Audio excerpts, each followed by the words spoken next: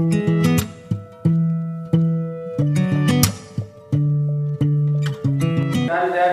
एक बार फिर से स्वागत है आपका अपने YouTube चैनल संस्कार पब्लिक उच्च माध्यमिक विद्यालय की ऑनलाइन क्लासेस में। मैं राकेश आपके लिए लाया हूँ नेक्स्ट स्टेप में मादा युग्मकोद विधि की संरचना के बारे में। हम आज के इस वीडियो में डिस्कस करेंगे, पढ़ेंगे कि मादा युग्मकोद विधि की संरचना होती कैसी है और उसकी संरचना में क्या क्या पाया जाता है। पिछले वीडियोस में हमने नर युग्मकोद विधि के बारे में देखा था कि नर युग्मकोद विधि का निर्माण कैसे होता है।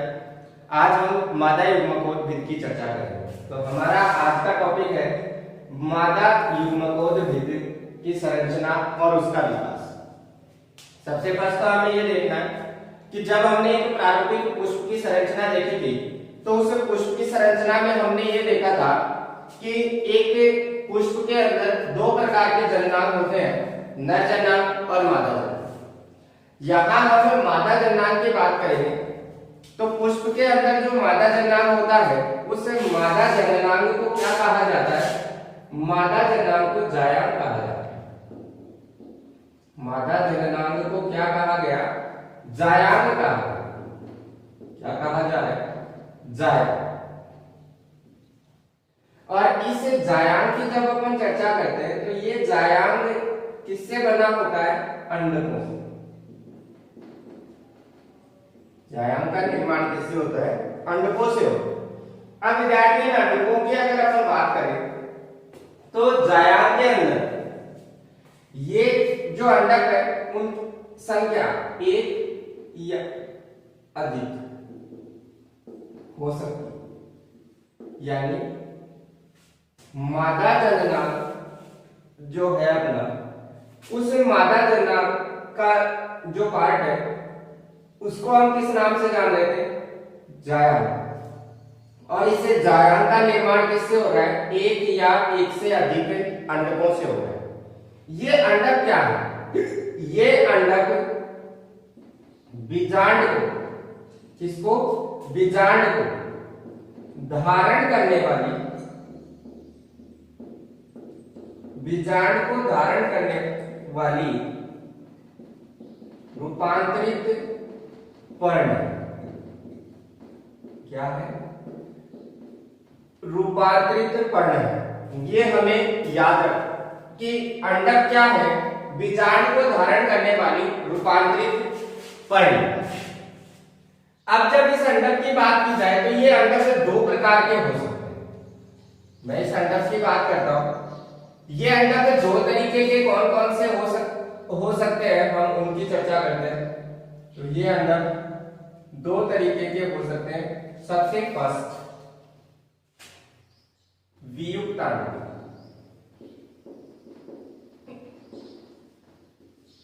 और सेकंड हो सकते हैं युक्ताणु। वियुक्ताणु की इंग्लिश टर्म जो है वो आपको याद रखनी है। इसको कहते हैं एपोकार्पस और इसको कहते हैं सिट कार्पस। अब ये होता है, अंडकों के बारे में हमने देखा कि अंडक क्या है? ये बीजांड को धारण करने वाली रूपांतरित पर्ण है। ये अंडक संयुक्त रहने या अलग अलग रहने के आधार पर दो तरीके के हो सकते हैं, क्योंकि हम यहाँ देख चुके हैं कि अंडक एक या एक से अधिक हो सकते हैं। अगर ये एक है तो बात अलग है, लेकिन एक से ज्यादा है तो एक से ज्यादा होने पर या तो वो अलग अलग रहे या फिर वो एक जगह रहे। ये अंडक दो तरीके के वियुक्ताणुकी या युक्ताणुकी। इस वियुक्ताणुकी की जब अपन बात करते हैं, इस वियुक्ताणुकी का मतलब होता है कि इसके अंदर जो अंडक होंगे वो क्या होंगे? अलग अलग होंगे। अंडक क्या होंगे? अलग अलग। और युक्ताणुकी के अंदर अंडक क्या होंगे? एक साथ होंगे। अंडक क्या होंगे युक्ताणुकी में? एक साथ। तो ये अपने पास दो प्रकार के अंडक हो गए। वियुक्ताणुकी यानी कि अंडक इसके अंदर क्या रहे? अलग अलग है। और युक्ताणुकी यानी इसमें अंडक क्या रहे? एक साथ रहे। अब ये अंडक की संरचना की जब अपन बात करते हैं अपन जब इस अंडक की संरचना देखें तो अंडक की संरचना फ्लास्क नुमा होती है। ऐसी होती है, फ्लास्क नुमा संरचना का अंडक होता है। और इस फ्लास्क नुमा संरचना के अंडक के अंदर 3 पार्ट होते हैं। कौन कौन से? पहला पार्ट तो होता है आपका वर्तिकाग्र, दूसरा पार्ट होता है आपका वर्तिका, और तीसरा पार्ट होता है आपका अंडाशय। ये 3 पार्ट होते हैं किसके अंदर? एक अंडक की स्ट्रक्चर में। और उस अंडक की स्ट्रक्चर कैसी होती है? फ्लास्क नुमा होती है। तीनों पार्ट अपन ने जो एक फ्लावर की अपन ने एक पुष्प की संरचना जब अपन ने पढ़ी थी, तो पुष्प की संरचना में हम पढ़ चुके हैं कि पुष्प के अंदर जो अंडाशय है, वर्तिकाग्र है या वर्तिका जो है, ये कहाँ होती है और किस प्रकार की संरचना में होती है। मादा जननांग का वर्तिकाग्र सबसे आगे का भाग है। फिर वर्तिकाग्र के नीचे एक नली की संरचना होती है जिसको हम किस नाम से जान रहे हैं? वर्तिका के नाम से जान रहे हैं। और उस वर्तिका के नीचे एक फूला हुआ भाग होता है जिसको हम किस नाम से जान रहे हैं? अंडाशय के नाम से जान रहे हैं। अब इस अंडाशय की जब बात की जाए तो इस अंडाशय के अंदर क्या पाए जाते हैं? बीजांड पाए जाते हैं। क्या पाए जा रहे हैं? बीजांड पाए जा रहे हैं, छोटे छोटे। देखो विद्यार्थियों, अगर मैं एक नॉर्मली आपको डायग्राम से इसको समझाऊं तो आप एक फ्लोरल स्ट्रक्चर जब आपने पढ़ी थी पिछले वीडियो के अंदर हमने देखा था, तो उसमें हमने इस तरीके की संरचना बनाई थी। और इस तरीके की संरचना में हमने देखा था कि बीच में जो आधारित फूला हुआ भाग था उसमें हमने इस तरीके की संरचना बनाई। तो ये जो संरचना है, ये संरचना क्या है? बीजांड। ये क्या हो गया था? ये थी वर्तिकाग्र, और ये क्या था? वर्तिका। और ये वाला भाग क्या था? ये था अपना अंडाशय। ये 3 पार्ट थे। और इस अंडाशय के अंदर ये छोटी छोटी जो संरचना आपको दिखाई दे रही है, ये संरचनाएं क्या कहला रही थी? ये कहला रही थी अपनी बीजांड।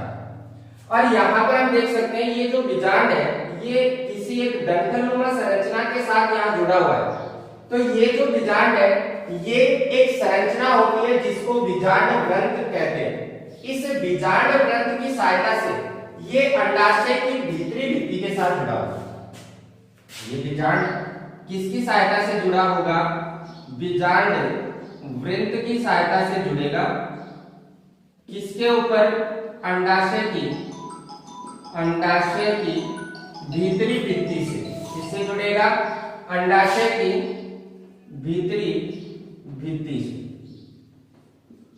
अंडाशय की भीतरी भित्ति से जुड़ जाएगा। किसकी सहायता से?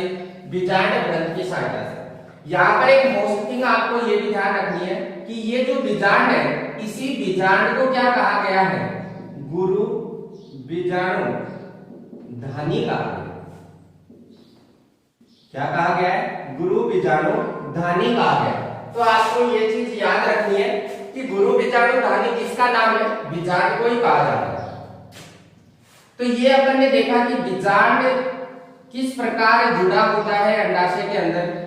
इसके बाद हम डिस्कस करते हैं कि ये जो बीजांड है ये आखिरकार किस प्रकार की संरचना में होता है, ये बीजांड दिखने में कैसा होता है, या इस बीजांड के अंदर और क्या क्या होता है। तो इसको समझने के लिए हमें इसके डायग्राम को समझना पड़ेगा।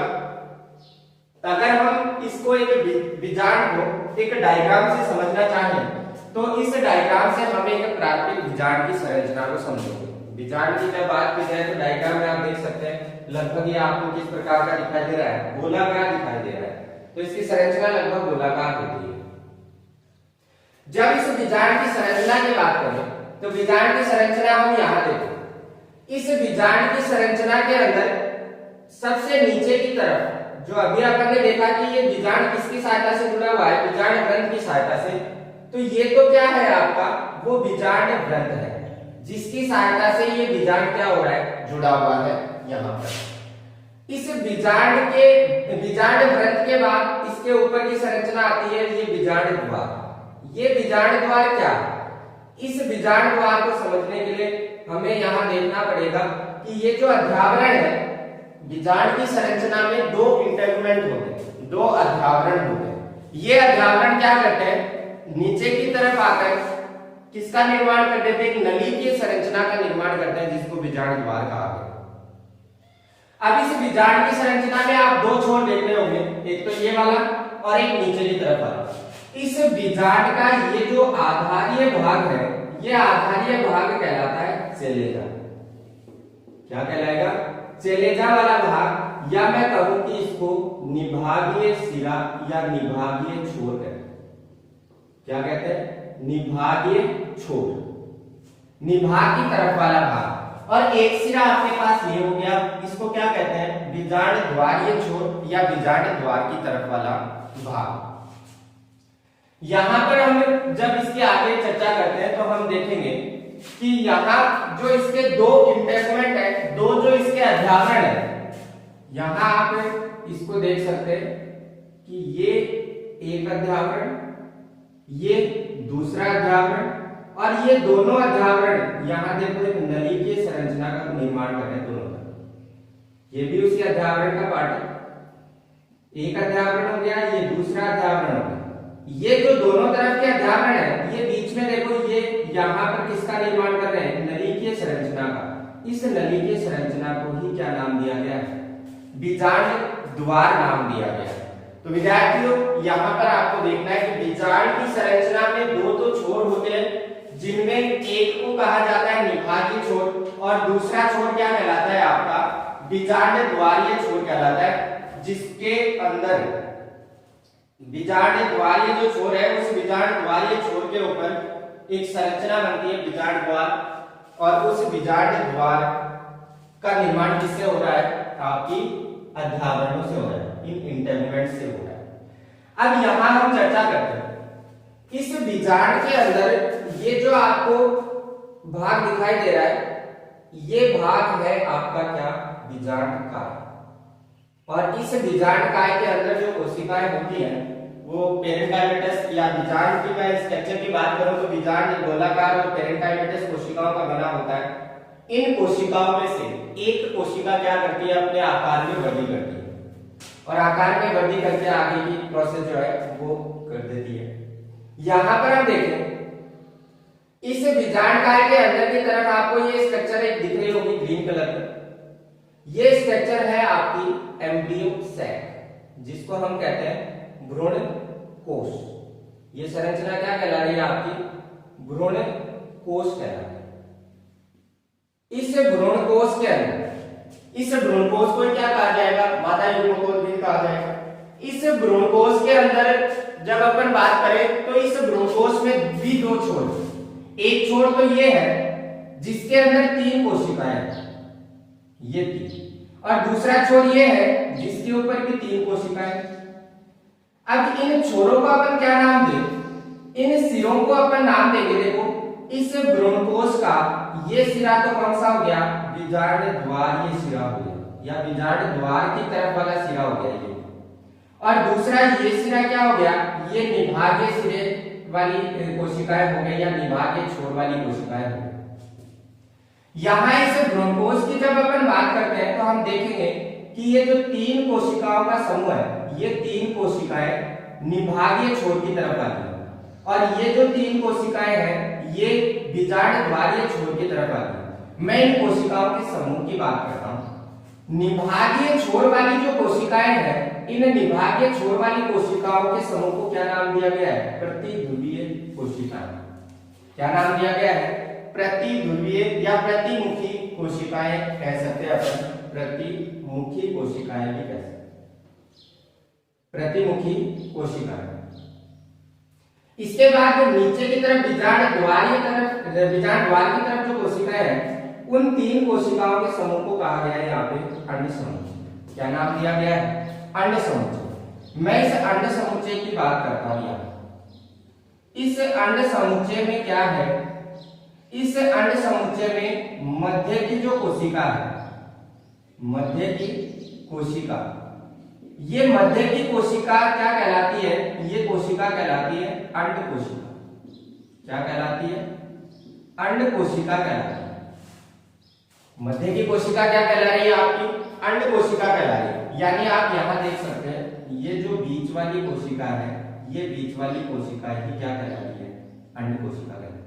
और इसी अंड कोशिका के साथ आगे जो पराग नलिका के केंद्रक है, अगर वो फ्यूज होते हैं तो इससे फिर आगे एम्ब्रियो का निर्माण हो जाएगा। बाकी की ये जो दो साइड वाली कोशिकाएं हैं, ये साइड वाली कोशिकाएं क्या कहलाएंगी? सहायक कोशिकाएं कहलाएंगी, जिनका काम क्या रहेगा? इनका काम रहेगा इस अंड कोशिका को पोषण प्रदान करना। यानी जब पराग नलिका का केंद्रक इस अंड कोशिका के साथ युग्मित हो जाता है तो फिर इसको पोषण प्रदान करने का काम कौन करेंगे? ये सहायक कोशिकाएं करेंगे। इसके बाद हम बात करें, ये बात हो गई बीजांड द्वारीय छोर की तरफ वाली कोशिकाओं की और निभागीय छोर की तरफ वाली कोशिकाओं की। ये जो बीच में आपको स्ट्रक्चर दिखाई दे रही है, ये बीच में स्ट्रक्चर क्या है? ये है आपका द्वितीयक केंद्रक। ये स्ट्रक्चर क्या कहला रही है? आपकी द्वितीयक केंद्रक कहला रही है। देखो विद्यार्थियों, ये जो एम्ब्रियो सैक है, इस एम्ब्रियो सैक के अंदर होता क्या है? इस एम्ब्रियो सैक का जो न्यूक्लियस है या जिसको अपन केंद्रक कह रहे हैं, वो केंद्रक फर्स्ट डिवाइड हो, और डिवाइड होने के बाद की प्रोसेस क्या है वो मैं अभी आपको यहाँ बताता हूँ डायग्राम से। ये मान लो कि कोशिका, जो अभी मैंने आपको बात बताई कि एक कोशिका जो होती है वो आकार में क्या हो जाती है? बड़ी हो जाती है। और उस आकार में बड़ी कोशिका के अंदर जो केंद्रक होता है, वो केंद्रक क्या करता है? लगातार विभाजन करता है। और इसमें लगातार कितने विभाजन होते हैं? 3 बार। कौन सा विभाजन होगा? परिणत विभाजन। अब 3 बार परिणत विभाजन होगा। तो पहली बार जब विभाजन हुआ तो पहली बार विभाजन से केंद्रक कितने भागों में बढ़ गया? 2 भागों में। तो एक केंद्रक इधर, एक केंद्रक इधर। फिर जब दूसरी बार विभाजन हुआ तो दूसरी बार विभाजन में ऊपर वाला केंद्रक जब विभाजित हुआ तो कितने केंद्रक बन गए? 2। नीचे वाला जब केंद्रक विभाजित हुआ तो कितने बन गए? 2। इसके बाद जब तीसरी बार विभाजन हुआ तो तीसरी बार विभाजन के अंदर क्या होता है? तीसरी बार विभाजन के अंदर यहां पर ये केंद्रक विभाजित होगा। कितने केंद्रक बन जाएंगे? कोशिकाएं भी 4 बन जाएंगी। यानी इस केंद्रक में विभाजन से 2 कोशिकाएं, दोनों केंद्रक। फिर इस केंद्रक में विभाजन से 2 कोशिकाएं और 2 केंद्रक। फिर नीचे वाली ये कोशिका विभाजित होगी तो इसमें भी 2 कोशिकाएं, 2 केंद्रक। फिर ये वाली कोशिका विभाजित होगी, ये 2 कोशिकाएं, 2 केंद्रक। इसका मतलब ये हो गया कि जब ये न्यूक्लियस विभाजित होता है तो न्यूक्लियस विभाजित होने के दौरान 4 तो ऊपर बन जाते हैं केंद्रक और 4 नीचे बन जाते हैं। ये जो भाग है ये कौन सा भाग हो गया? निभाग। और ये जो भाग है ये कौन सा हो गया? बीजांड द्वारी। कौन सा हो गया? बीजांड द्वारी। अब यहां आप देखो होता क्या है? इस निभागीय छोर की एक कोशिका का जो केंद्रक है या ये जो कोशिका है वो नीचे की तरफ, और बीजांड द्वारीय छोर वाली एक कोशिका नीचे से ऊपर की तरफ चली जाती है। तो जब ये कोशिकाएं आगे की प्रोसेस में जब अपन देखें तो आगे होगा क्या? जब ये कोशिका ऊपर से नीचे और ये नीचे से ऊपर चली जाएगी तो ऊपर कितनी कोशिकाएं बच गई? 3 बच गई। नीचे भी कितनी बच गई? 3 बच गई। ये जो कोशिकाएं मध्य भाग में आई थी वो दोनों कोशिकाएं तो एक जगह युग्मित हो जाती है। तो कोशिका तो कितनी बन जाती है? दोनों की 1 बन जाती है। लेकिन इन कोशिकाओं के जो केंद्रक है वो केंद्रक युग्मित नहीं होते, वो अलग अलग ही रहते हैं। इसका मतलब ये हो गया कि जो कोशिका निभागीय छोर से नीचे आई थी और एक कोशिका जो बीजांड द्वारीय छोर से ऊपर की तरफ गई थी, वो दोनों कोशिकाएं आपस में क्या हो गई? संलयित हो गई और एक कोशिका बना दी दोनों। लेकिन केंद्रक दोनों के क्या है? अलग अलग। ये बन गया आपका क्या? भ्रूण कोश। ये क्या बन के तैयार हो गया? भ्रूण कोश बन गया। अब हम पढ़ रहे हैं एंजियोस्पर्म यानी आवर्तबीजी पादप। इन आवर्तबीजी पादपों में अगर मैं इस भ्रूणकोश की बात करूं तो ये भ्रूणकोश कितने कोशिकीय कितने केंद्रक युक्त बन गया? यहां पर आप देख सकते हैं आवर्तबीजी पादपों में जो भ्रूणकोश है वो भ्रूणकोश 7 कोशिकीय और 8 केंद्रकीय होता है। कैसा हो रहा है? 7 कोशिकीय और 8 केंद्रकीय, ये इस आवर्त बीजी पादप का स्पेसिफिक कैरेक्टर है। यहां काउंट कर सकते हो, कोशिका 1 2 3 कोशिका ऊपर, 3 कोशिकाएं नीचे, कितनी हो गई? 6, और 1 कोशिका ये बीच वाली कोशिका कितनी हो गई? 7। लेकिन कोशिका तो 7 हो गई, लेकिन केंद्रक देखें तो 3 कोशिका ऊपर है तो इनके 3 केंद्रक ऊपर, 3 कोशिकाएं नीचे तो 3 केंद्रक नीचे, कितने हो गए? 6। और मध्य वाली कोशिका में 2 केंद्रक है, एक ही कोशिका में 2 है, तो टोटल केंद्रक कितने हो गए? 8 हो गए। तो यहाँ पर एक क्वेश्चन ये शॉर्ट रूप से निकल के आपके सामने आ गया कि आवर्तबीजी पादपों का भ्रूणकोश कैसा होता है। तो हम एक लाइन में आंसर दे सकते हैं कि आवर्तबीजी पादपों का जो भ्रूणकोश होता है वो 7 कोशिकीय और 8 केंद्रकीय होता है, और यही इस आवर्तबीजी पादप का स्पेसिफिक कैरेक्टर भी है। तो विद्यार्थियों, ये मैंने आपको फीमेल गैमेटोफाइट यानी मादा युग्मकोल विधि के बारे में बताया कि मादा युग्मकोल विधि की संरचना होती क्या है। उसकी संरचना में अंडाशय के अंदर बीजांड किस प्रकार होता है, इस बीजांड की संरचना क्या होती है, और बीजांड की संरचना के अंदर भ्रूणकोश का निर्माण कैसे होता है। इसके बाद नेक्स्ट अपन चर्चा करेंगे नेक्स्ट वीडियो के अंदर। तब तक के लिए घर पे रहें, सुरक्षित रहें। फिर भी अगर आप ये वीडियो के अंदर कोई चीज अगर समझ में ना आए तो कमेंट बॉक्स में जाके कमेंट जरूर करें।